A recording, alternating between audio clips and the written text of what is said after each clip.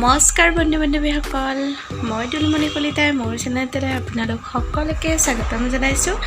আৰু আজি ৰাতিপুৱা মই ভাবিছোঁ আলু পৰঠা বনাম।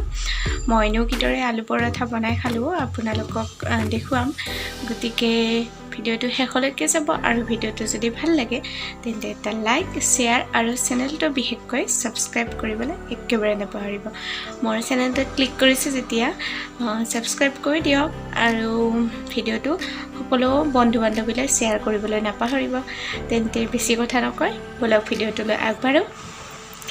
এয়া মই 3টা আলু লৈছোঁ আৰু এইখিনি এতিয়া ভালদৰে ধুই মই সিজাম। আলুখিনি সিজিবলৈ দিলোঁ কুকাৰত। আৰু এইফালে মই আটা লৈছোঁ, আটাখিনি মাৰি ল'ম। এনেদৰে ইয়াত নিমখ দিছোঁ আৰু গৰম পানী ব্যৱহাৰ কৰিছোঁ। আৰু পৰঠা বনাবলৈ আপোনালোকে আটাখিনি মাৰোঁতে বেছি পনীয়াও নকৰিব আৰু বেছি শুকানো নকৰিব। মই এনেদৰে ধুনীয়াকৈ মাৰি ল'লোঁ, চফ্ট হৈছে একেবাৰে। আৰু এইখিনি মই এতিয়া 20 মিনিটমান এনেদৰে ধুনীয়াকৈ থৈ দিম। আৰু এইফালে আলুখিনি মোৰ সিজি গ'ল আৰু আলুখিনি এতিয়া মই সানিম। আৰু ইয়াত দিছোঁ মই পিঁয়াজ আৰু দিছোঁ নিমখ সোৱাদ অনুযায়ী।